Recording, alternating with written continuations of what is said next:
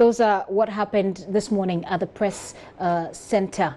Koko Anyudoho, as you know, in an interview on an Accra-based radio, Happy FM, indicated that President Akufo-Addo will be overthrown, just like his father and the late Dr. K.A. Buzia, due to the ratification of the controversial Defense Cooperation Agreement between Ghana and the USA. And I have a quote of what he says, but I'm not going to read that to you. Let's listen to him. Ultimately, they'll introduce that thing. President Nano also can. So eventually, I'm telling you, somebody should tell an Akufo-Addo. Master, history has a very interesting way of repeating itself. On the 13th of January 1972, a certain Colonel Ignatius Kutu Achampo led an insurrection, led a movement that removed the Progress Party from power. Buzia was the prime minister, Akufo-Addo's father was the ceremonial president. Somebody should tell Akufo-Addo that history has an interesting way of repeating itself. I'm telling you, history has a very interesting way. Oh, Master, history has an interesting way of repeating itself. Because, President, no, but General, they are okay, very serious about. Oh, come on. That's what thank you, Captain. There will be a civil revolt. There will be a people's movement. Now President Mahama will power. Now President Mahama will power. Let my vote count for me, occupy Ghana, for mother. I'm going to move to President Mahama Adieso. But Uma reference to Ignatius Kutu. Oh, Joshua Kambadia. Uma reference to Ignatius Kutu Champon. Say Obabe 2 a year Akufo-Addo papa. And it Buzia. Say history will repeat itself. And no name civil revoke. And no name civil revoke. General Patrol, one day. I say, are you president? Yay. There will be a civilian coup d'etat. Hey. There will be a social revolution. Hey. We are starting on Wednesday. The movement is starting on Wednesday. Civilian coup d'etat. The super prime. The super prime in the Ghana. So the president. You have a flow.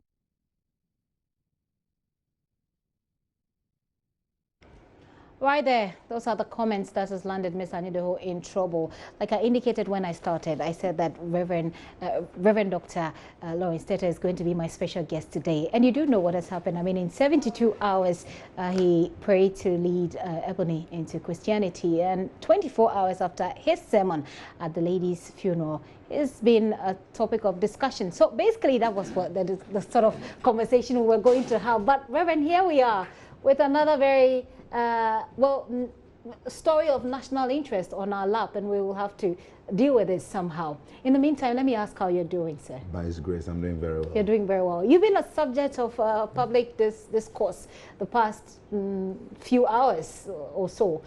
Does that make you feel any terrible? Well, for the kind of work I do, it's all part it comes of it. with the territory. We have what we call occupational hazard. Sometimes every now and then you'll be picked on by somebody. Right. Let me find out from you what your thoughts are on what's happening. What's your general impression on what's happening in this country today? I mean, what we've had to wake up to. What are your thoughts? I think that we have a collective responsibility as a people. Ghana is not about NDC or MPP. We must look at it collectively and holistically, that where are we heading towards? I know some of these things came as a result of the UN-Ghana issue. The US-Ghana military agreement, right.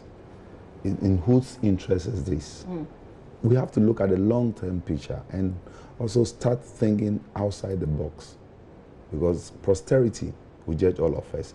I am getting very worried about how we seem to be politicizing everything now. And as a country, we are trying to score political points. And trust me, I will not take the blame from NDC MPP. We need to come back to the drawing board and together have a collective understanding of what we are doing. We went through this when MPP was in power, NDC was in power, when we had this gentleman being sent from America or from other parts of the world. South Africa? Is it the South African group you're referring to, right? Yeah. And so all these things come in different issues. So how do we get a point where there'll be a consensus, where we come to an understanding, so that we don't get into this situation where we've over-politicized the situation and it's getting out of hand. What is happening now is chaos. It's not acceptable. Not in this day and age when we say we are practicing democracy. Right. And the blame goes to the doorsteps of all our political parties. Well, the blame will always go to them, but you've listened to some of them talking to my colleague there, and you see how fanatic they seem to be. They're willing to give up everything. They're willing to sleep there. They're willing to put their lives on the line, basically, because you're getting in front of the police and you're agitating. You're exposing yourself to anything at all. Do you just blame the leadership, or would you blame the people as well? I think that we are not informed. Unfortunately, the kind of politics we are doing in Ghana, we are not being political. We're only being partisan. But I keep saying that it is better and wise for you to be political and not being partisan. Being partisan makes you blindfolded. The truth is only one. What is right is right. What is wrong is wrong. We are coming to that place where when somebody does something that is not good, we don't condemn it. And when somebody does something that is good, we condemn it. So let us come to that place where we realize that we can only govern this nation when we find a point of convergence. In economics, we call something a point of convergence, where you come together. If I see something good in you and there's something good in me, let's put it on the table. Let's bring it to bear to build Ghana. Trust me, building Ghana cannot be done by only NDC or only MPP. And that is why I have a problem. I've always said this thing that winner takes all in Ghana is not good. NDC did it, MPP will do it, MPP has done it before, NDC will do it again. Let us come to that place where there can be a massive united front. A massive united front. In Europe, where I've lived for many years, when the situation comes up, both incumbents and opposition, there are people who are very objective enough to condemn what they should be condemning. And even if what they say is not in the interest of their party, they don't mind, as far as it makes sense. Conscience. Right. So we should come to that place where our conscience, and that is where it will not make sense to some people, but I keep saying that the God factor is very important for us. And which is what I was coming to ask. Yes. How is it that a country that boasts of being so religious, it doesn't matter if it's Christianity or if it's Islam or any other thing, we seem to be so religious? How is it that we seem to be so religious? And religion is supposed to bring us all together. Yet, on some of these political issues, and you say we're doing partisan politics, on some of these partisan lines, we get so fanatic, we get so crazy, we don't even seem to recognize each other as brothers or as sisters. Would you say it's a failure of the religious institutions? It is not the institutions, it's our political leadership. But it's a collective thing, to be honest with you. But those people are in the church. We all have a role to play. We have a role for you to play. I have a role to play. In fact, we need what I call a massive united front. And this has been my slogan, that Ghana need a massive united front where we have a collective responsibility, that people will be devoid of their political colors, their party colors, their religious background, their race, their sex, and come to that place where we have a consensus to build Ghana. What we are watching now, it's not right. It's not good. It doesn't send a very good signal at all about us in the international community. There are investors who are waiting to come together. There are foreign nationals who are in Ghana now. There are expatriates who are here to bring their money, and they see Ghana as safe haven. If they begin to see things like this, it's not fair. So our leaders should sit up immediately. Leaders from both NDC and MPP should come up quickly and see how we can come to the table and get things done. And, you know, offenses are like emotions. It has no intellect. Did you hear what I said? What did I say? Offenses are like emotions. They have no intellect. When somebody is emotionally inclined, they don't think before they react. Right. So you'll be surprised that some of the police there, or soldiers there, or security forces there, who by virtue of how they feel, they are overreacting. Now some there too who are reacting because of NDC, some are reacting because of MPP. Emotions are speaking now. We need to calm ourselves down and have a holistic approach to this thing. And for me, to be honest with you, it is not about leaning on one side, blaming somebody or applauding somebody, but we need a solution. And the solution is that let's do something devoid of emotions. Then we can solve. This issue is a very calm issue to solve. You think so? Why do you think so? Somebody made a statement. How he made a statement. Somebody can be spoken to. He can be called into that. In fact, even members of his party can call him and say, why did you make that statement? What the party has done at the moment is that the General Secretary has distanced themselves, says that the party distances itself from the comments he's made. Yes, but what government released a statement not long ago, and in that statement they're saying that there's a difference between distancing yourself and condemning the person or condemning the statement. The government is saying that the NDC has not condemned the statement, they have only distanced themselves from it. You know what? These are words, and these are very political. And I keep saying that we should not score political points in issues like this. Right.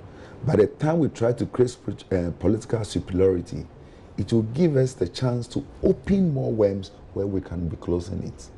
We, the leaders, and especially the religious leaders, I'm calling on all the leading religious leaders to let us come together immediately to hold this situation. I'm calling on Christian Council, I'm calling on Islamic leaders, I'm calling on all the prominent church leaders and religious clerics in this country to let us come together for a dialogue. We can solve this problem. I tell you, the leadership of the religious front can solve this problem, because the political fronts have taken their trench, they have taken their point, they want to score political point, and trust me, both NDC and MPP are all being emotional, and I keep saying this thing, emotions have no intellect. So if we don't take care what we can solve, this issue should not be going to the extent it's gone to. And of course, this is not the first time, it's happened in the past. Right. It happened during NDC time, it's happening in MPP time. What is the guarantee that it will not happen and not time NDC comes again? So we have a responsibility, and I keep going back to this word, that it has to be a collective responsibility. It has to be a collective responsibility. And that collective responsibility comes with what I also call a massive united front, where we come together, all rank and file of the community, to say that this is not right, let us fix it. Then we even learn to know what to say, what not to say, how to say it. These words can still be said in a different way. So that's why I'm saying that sometimes the vibrancy, the enthusiasm, the force from which you say, and the force from which we are met, all amounts up. And you'll be surprised, there are people out there who will be glorying in what is happening.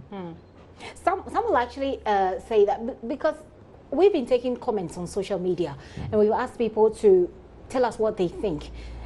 A lot of the messages, the messages were laced with insult, a lot of insult. So it goes back to whether the problem is the leadership or is the people. No, we're having a culture in Ghana now that we must work to stop. The culture of insult. Now this was not Ghanaian. That's never been Ghanaian. I don't know where that permeated. I think this generation that we are in, we've allowed it, and it's not good. People are insulting. People's hard-won reputations are being ruined because somebody just said, I'm sitting here now. You'll be surprised what somebody is saying as a comment. Who doesn't think it? And I saw that in everyone's funeral.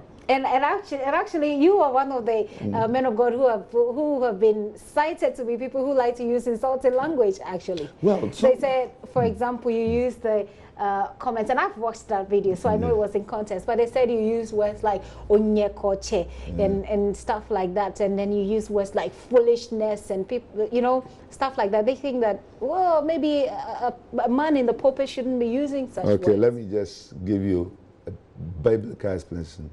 Almost all those expressions I used are biblical. In Galatians, the Bible says, foolish Galatians, who has bewitched you? I didn't write that. It was written before my great-grandfather was born. Foolish Galatians, who has bewitched you? So sometimes insults are necessary. It is important in the Bible. It started well in the spirit you've entered and explained. The world your mother and your father is 2 Kings chapter 3 verse 14. Elisha was so upset. He said, the God of your mother and the God of your father. I believe Elisha is a Gan from either Teshi or Nimwa. So these are biblical words. So then insult is really a part of the Ghanaian culture. Because you're just saying that the insult is not a part of the Ghanaian culture. No, it is no. But it's creeping in. That insult that are words. That insult that's this is not insult. These are exclamation. These are points. These are expressions. Okay. These are expressions. But there are words that are derogatory, undermining people's hard-won reputation. People saying things about you that don't exist. And remember, we become very judgmental as a nation. One of the things you said really, as well. yes, if you listen to the sound bites of what I said, I was talking to my own spiritual son, Maxwell, who travels around with me. In fact, for him, it was even excited for me to call him from the back. Come and sing with me. And he was happy to run to be part of the whole thing.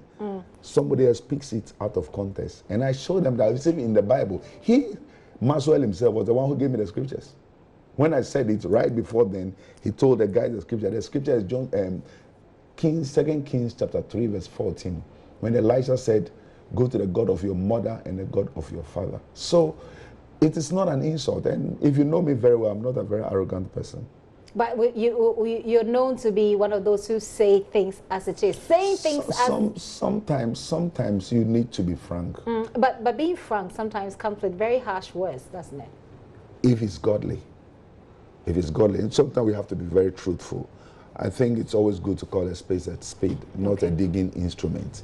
And for me, I know a lot of people were very concerned about how I transmitted a message at Ebony's funeral. But what I was saying was that hell is hell and heaven is heaven. Okay. You can't sugarcoat heaven, you can't sugarcoat hell. So let's come back to the issue of insult and how it is polarizing us as a nation over and over again.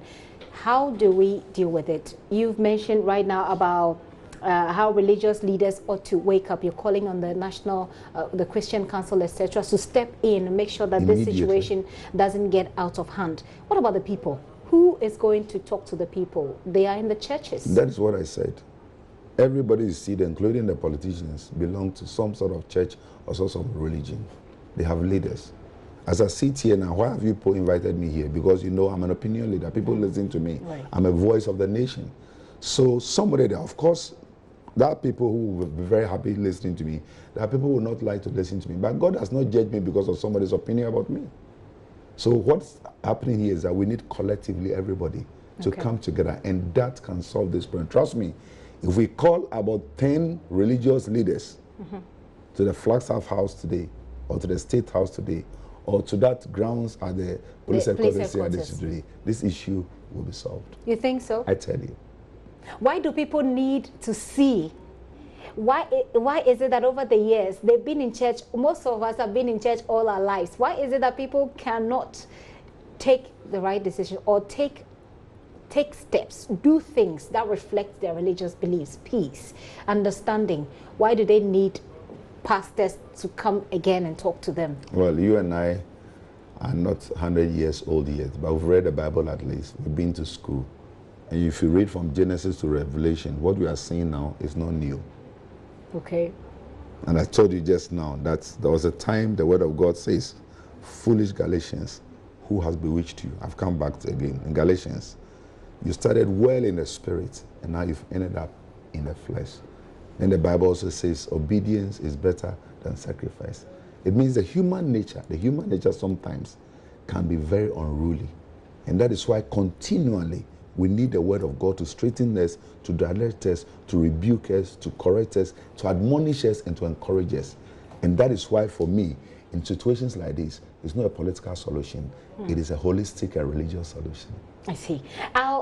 You have also studied international relations. I'm going to play for you this animation that we did that has to do with the agreements that, I mean, for which we're having this aftermath, the agreement between Ghana and the United States of America. In the animation, it talks about what we're giving away and what Ghana is getting. After that animation, or after we broke the story here at JoyNews, I spoke to the American ambassador and I asked him whether he thought this was a good deal. And if he were Ghanaian, would he think that this was fair? to him as a Ghanaian. He said that he thinks that 20 million investment in the country's security is, I'm struggling to remember the exact words he used, but he basically says or indicates that it's a substantial amount and is good enough. I'll have you look at what we're giving away and what we're getting back, and then I'll take your thoughts on that. The intercepted document urges Ghana's parliament to, quote, respectfully consider and approve the agreement between the government of the United States of America and the government of Ghana. Here are brief highlights of what the United States gets from Ghana. Unrestricted access to a host of Ghanaian facilities. Wide-ranging tax exemptions to the United States military. U.S. military will use Ghana as a base for staging and deploying forces. Ghana will bear the cost and take primary responsibility for securing the U.S. facilities in Ghana. Ghana will provide unimpeded access to and the use of agreed facilities and areas to the United States forces and contractors. The agreement allows U.S. forces and their contractors to undertake construction activities and make alterations and improvements to agreed facilities and areas. The United States contractors shall not be liable to pay tax or similar charge access within Ghana in connection with this agreement. On imports and exports, the U.S. forces may also import into and export out of and use in Ghana any personal property, equipment, supplies, material, technology, training, or services in connection with the agreement. Such importation, exportation, and use shall be exempt from any inspection, license, other restrictions, customs duty taxes, or any other charges within Ghana. Aircraft vehicles and vessels operated by or at the time exclusively for the United States forces may enter and exit and move freely within the territory and territorial waters of Ghana. In terms of radio spectrum, the United States forces can also use Ghana's radio spectrum free of charge and have unimpeded access. Ghana has to accept as valid without a driving test or fee driving licenses or permits issued by the appropriate U.S. authorities to military personnel as well as civilians and contractors. In a nutshell, the document says the USA wants Ghana as a base for staging and deploying forces. What does Ghana get in return? Facilitation of training, maintaining unit of readiness, continued exercise, and other military opportunities, the document says. It continues, enhanced and fruitful security cooperation between Ghana and the U.S. Also, exchange of information and conduct of joint operations to combat terrorism. The Defense Minister, Dominic Nitiwu, says Ghana gets a $20 million package, even though that is not stated in the agreement cited by JoyNews.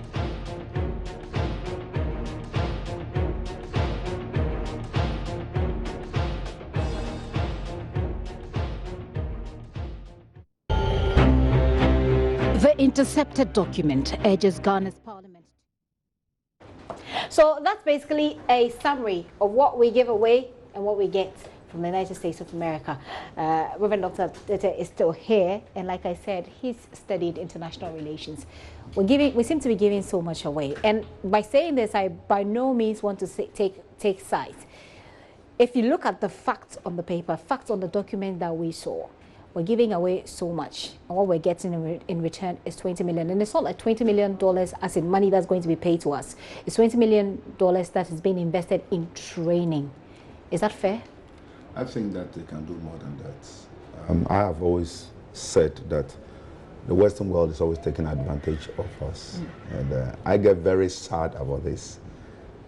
The aids that they give us, they come to control it. If you look at the Western community, what it gives to us as support, they come to live on it. There are a lot of expatriates in Ghana here who are doing better at our expense. Right. And so it is not just even equipment coming from America and military installations here. Where are our golds? Where is our manganese? Where is our diamond? What has happened to our oil? things happen even before we realize. And that is why I keep saying that we all have a collective responsibility. I never stop saying this thing, because when we come to that place, then we can analyze things better, debate things better, sit better, and nobody will sit at one corner because I'm in power to make a decision. And we do that at the detriment of the entire community. Have you followed the discussions that have come up after we heard of this agreement? I think there's been many views, and some of the views are quite heartbreaking. And I keep saying that if we can sit up properly, we can still amend some of these things. Right now, it's been ratified in Parliament, and I don't know if we can trace that immediately, but and I don't know if you followed it, there was a lot of drama in Parliament when this and that is why I keep saying that we become too partisan, or we don't become political. If we can become political, we'll analyze things, or we'll draw a scientific analysis and understand things better rather than defending our party. And that is why Parliament was in a mess during these discussions. We're looking at, some people think that, well, we should withdraw this agreement and look at it again. If we should look at it again, what really will be your expectation as a Ghanaian? I think that for what we are given, we deserve more than what we are receiving. What we are given, what the nation is sacrificing, we deserve more. There's so much America can do for us. And dropping that amount of money is a peanut to America. In fact, it's change for Americans. So if this is what they want to do in our community, that is a safe haven for them, they should take care of us better. America can do much more than what it's doing. And much I think more? Like what? I'm sure you are exposed to bigger money. I'm sure you are exposed to bigger money. What? If it's not even money, like... There's so many things that America can pump into Ghana to help us. We are still looking for affordable houses. We are still looking for infrastructures. We still have things that are not met. Ghana is, whether we like it or not, still a third world country. As a matter of fact, just because Ghanaians naturally are hardworking, and that is why we are where we are. But if you go to the sub-region, some are dead. I don't want to mention some countries in West Africa. You go to the place, they look like villages.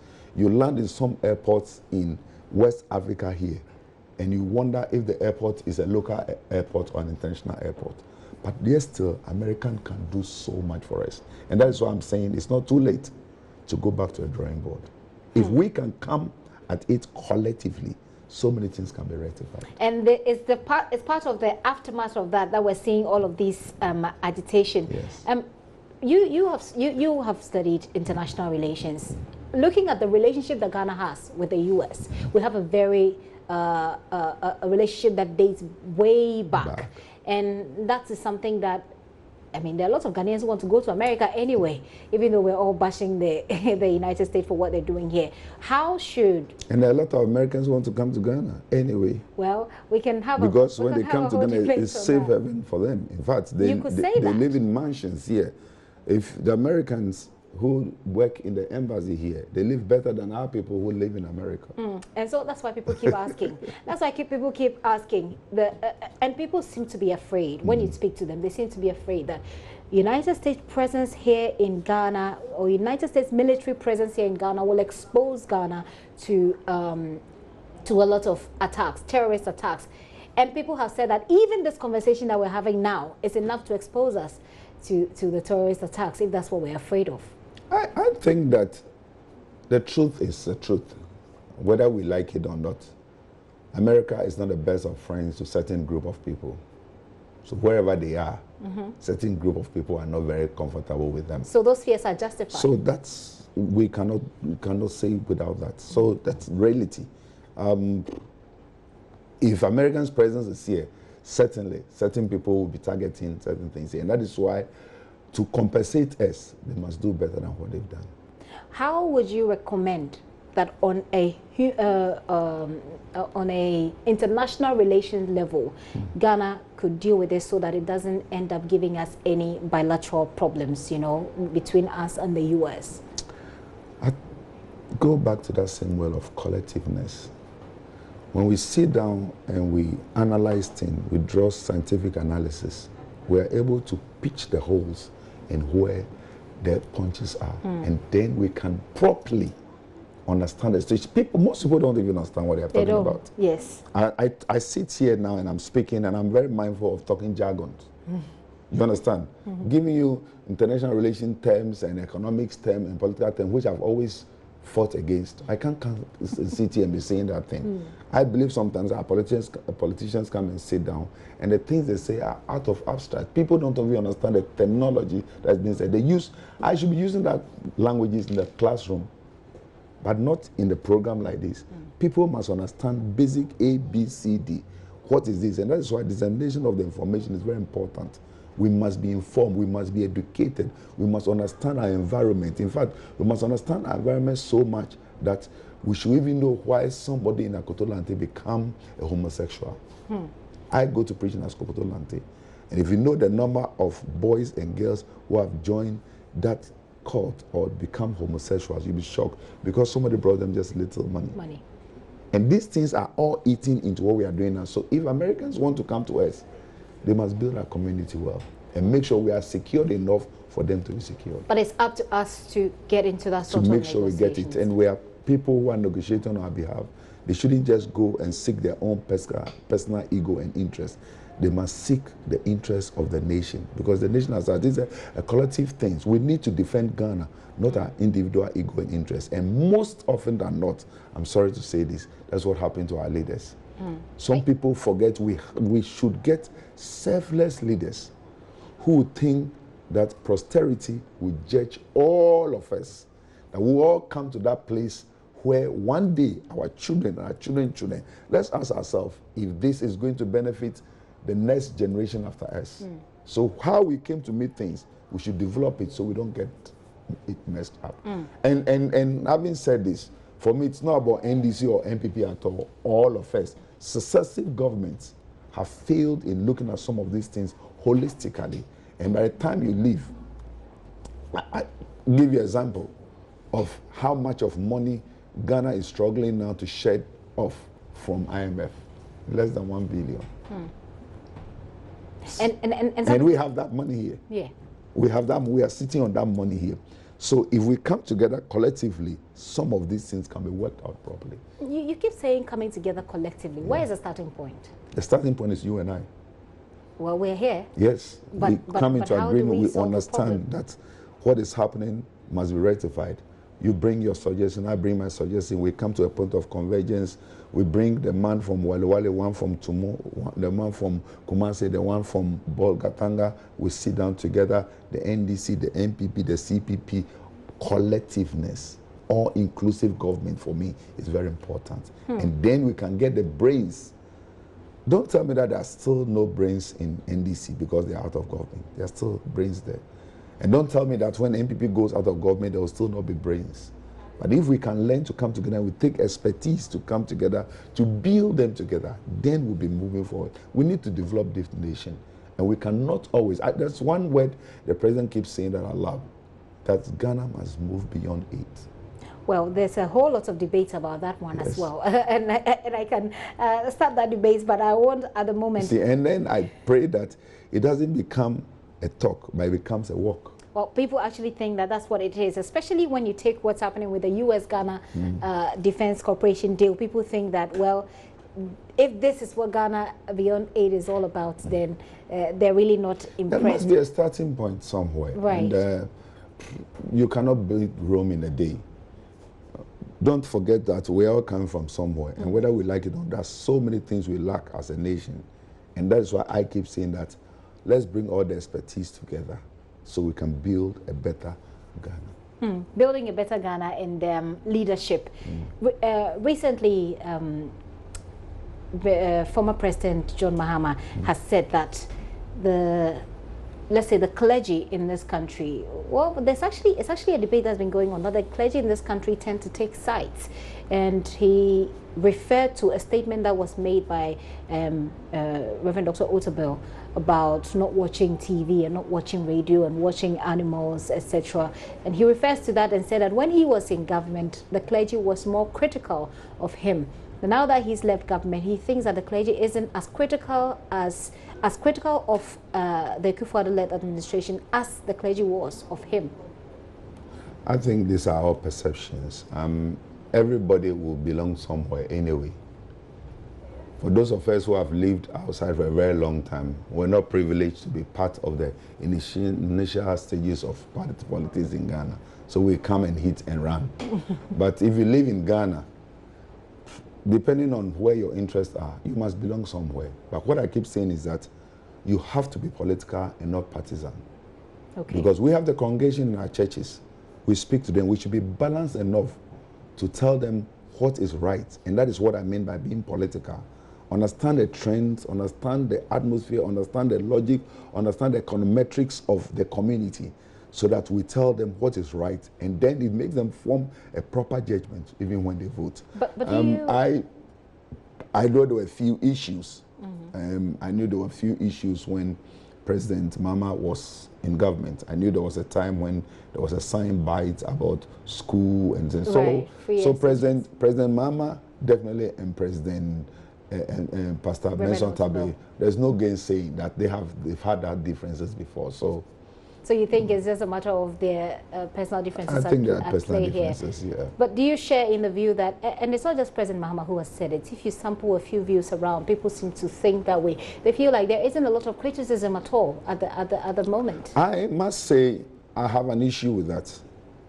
Well, you have an issue when people say there isn't a lot of criticism? Because of some of these things, it makes it very difficult for pastors to speak into the life of government.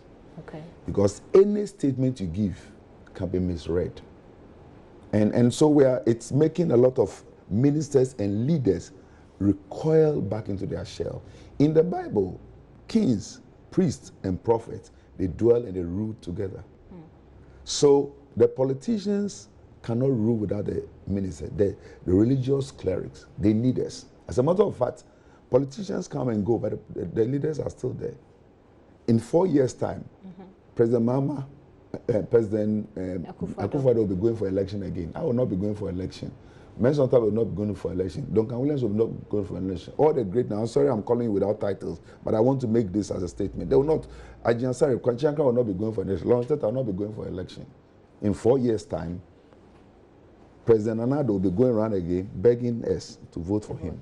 Whoever leads NDC will also be going around begging us for it. So the politicians should put a value on the religious leadership because we don't go and come, we stay. And that is why we ourselves must be educated. We must be educated in order for us to know how we even present ourselves and what we say. And like I'm saying, I'll not sit here to come and ratter international relations and economics to you. I should break my language down to a level where everybody, somebody in the village who is watching me in Dodowa, my hometown, or my mother's hometown, Su, should understand what I am trying to say. And it's very important. So we shouldn't put people in the box. A lot of pastors have been put in the box, and it's not also fair.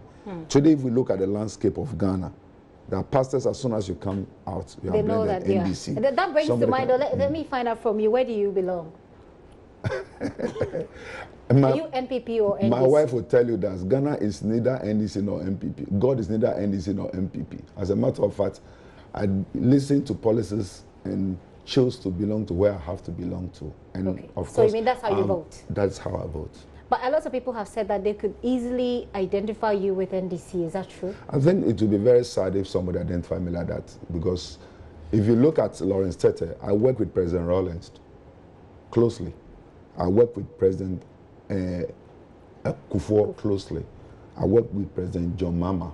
And as I said, if there's been any national program for President Anado, I was the one who prayed in the first inaugural reception at the Flagstaff House. So why do you think that a lot of pastors, people are able to easily identify or put some of these pastors in a particular camp? Perception. And sometimes it's beyond perception. You cannot change people's perception. So that's why I'm saying that. I sit here today and I want to be a Billy Graham of Ghana, where successive governments will come and I belong to everything. I should be bigger than NDC party or bigger than NPP party. It would be a shame if I put myself in that box and become so blindfolded and not do the will of God. The truth is only one.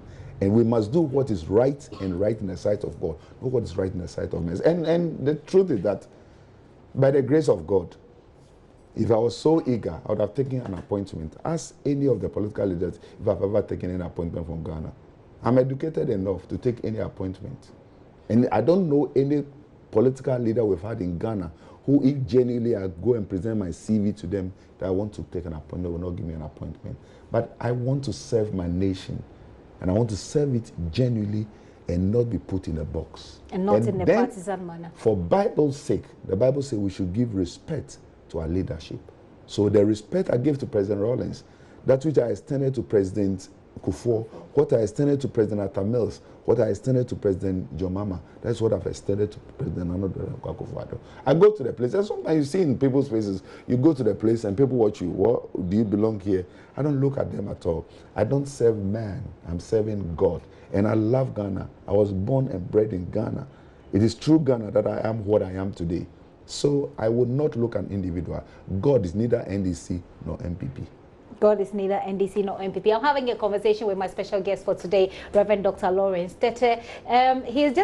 He just actually walked into this conversation. Our conversation was basically about what people are talking about, or what people were talking about before Kwaku Anidaho got arrested. And this was the sermon that he gave at Ebony's funeral, in which he says quite a number of things. There is Onyekoche, there in there somewhere. There is the fact that he bought Ebony's casket and paid for her time at the mortuary, etc. Well, I'm wondering, you said that some people had been recognized, and was that really necessary? Very necessary. And let me make it very clear here. Before we got to the platform, there were so many comments by people who were thinking I was into that because I was looking for some gain.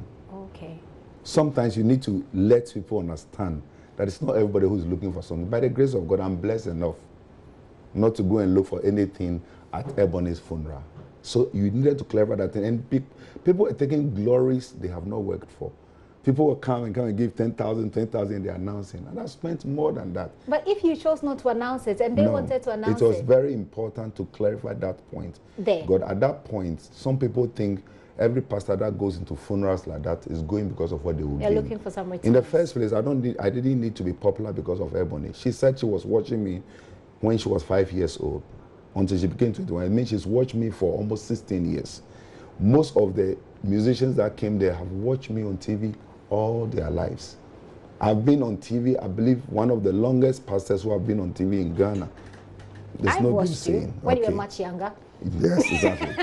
And that was many years ago. Many years ago. And then I also felt like, for me, the appreciation the family felt, especially the father of Ebony, wanted to publicly come and announce what I've done and the things that I've done. I didn't want that. I didn't want that. So what people are taking out of context was not something I said to be boastful about. As a matter of fact, it was part of my message to say that I have even invested. And it is something I still recommend, that just as I've invested into the funeral, of the Ebony and the family, anybody who wants to help me should help me, because Ebony didn't make any money before she died. I was told just about 2 weeks before she signed her first major contract was when she passed on. Wow. So I had to give the seed money they started with. I had to take charge of some of the things, and I did it well. And another person who also wanted to announce it was Bullet and Obuo, and I still said, no, don't. I even remember Obuo taking me pictures with some of the money I was giving at that time, and one time I said, no, I don't want it at all. So I presented it in a very nice way that should not be an issue. And to be honest with you, I'm not shying away from that. In any case, I paid for it. So I didn't lie. Why did you do that, though? That was a support because of the love I have for the girl, and because I felt, for me, somebody must sow into other people. It was an investment I thought I made into them. Plus, also I saw that funeral as a crusade to preach Christ to the lost, because many of the young men there have never been to church. In fact, Ebony's father was not a churchgoer. And this is, I'm talking this on international thing. He didn't go to church. In fact, he was thankful to me that because of me, he was able to go to church. I took him to church. So some of these things, sometimes we criticize people without understanding where they are coming from, where they are. It was not out of arrogance at all. And I didn't lie about what I said. It was a truth I supported. And I was happy I did. And I didn't do it because I have to go and announce it. I did it from the very depth of my heart. My wife and I sat and we agreed that we should help. Okay. So one final thing about Ebony, and then maybe we can wrap up with our conversation about Koku Anyidoho. In the meantime, if we have any updates, we'll let you have it. The last thing we knew was that the police was trying to get information or trying to search Ms. Anyidoho's house. We don't know what has happened on the back of that, but as and when we have it, we'll let you know. I'm here with my very special guest for today, who has graciously spoken about this, even though that was not what we agreed to talk about. You did give some Bible quotation that you've just done, that you've just also repeated here.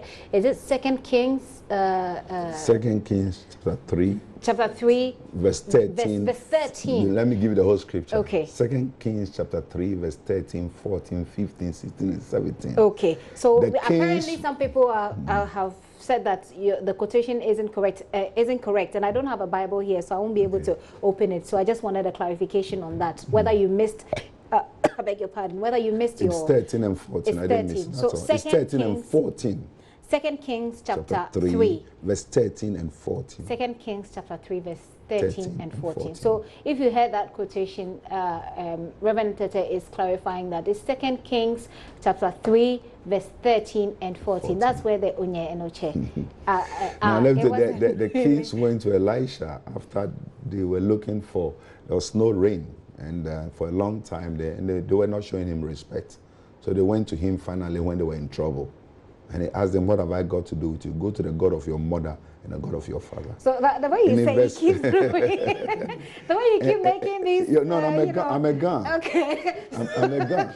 My mother is from Osu and my father is from Dodoa. Evans Spencer, here is Reverend Tetteh from your hometown. And then in verse 14, he said, but for the fact that I respect and I regard the presence of Jehoshaphat, I will not look at your face at all. So it's verse 13 and 14. So you think that Elisha actually said it in an insulting way? Yes, it was a rebuke. He rebuked them. Okay. And then when he finished, he said, but bring me the minstrel and somebody to sing and play the harp. And after they played, the Spirit of the Lord came upon him. He said, thus says the Lord, you might not see the wind and you might not see the rain, but your valley shall be filled with waters. 2 Kings chapter 3, verse 17. Said, thus says the Lord, you might not see the wind and you might not see the rain, but these valleys shall be filled with waters. And the next day, the valley was filled with water. There was no rain, there was no wind. Okay. But wherever the water came from, it was because the man of God spoke. Thus says the Lord. Okay. Well, Reverend Tetteh, thank you so much for your time this afternoon. But I won't leave you without asking for advice, so to speak, for the parties involved in what we're seeing.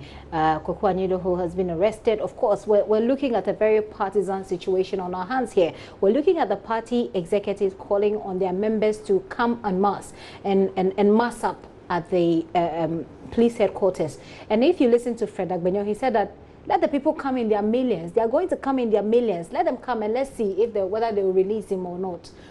We've seen this happen before. We've seen a cycle of this happen before. If you were to advise both parties, and by both parties I mean we're looking at the government and the NDC.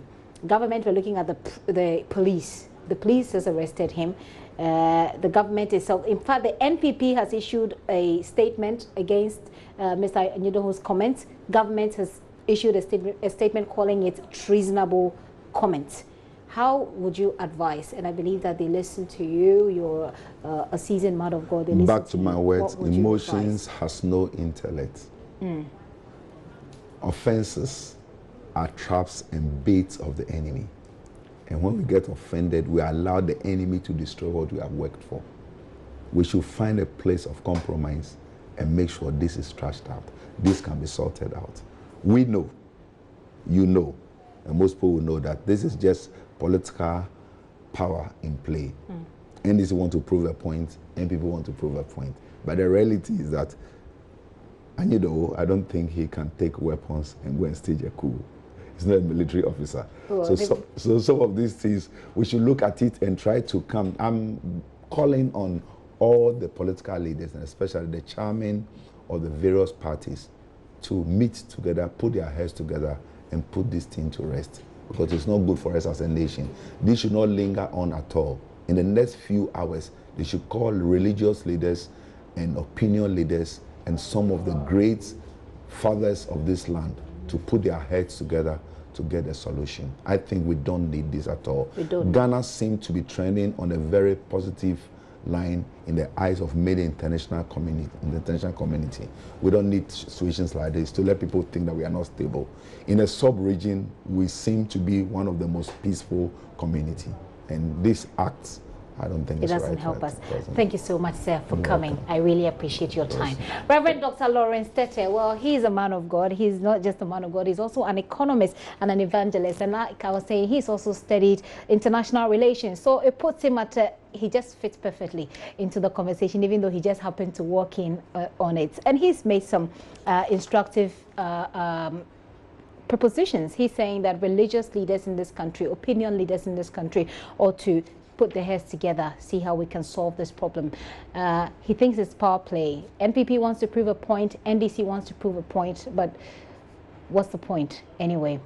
Reverend, thank you so much for coming. Reverend Dr. Lawrence Tetteh.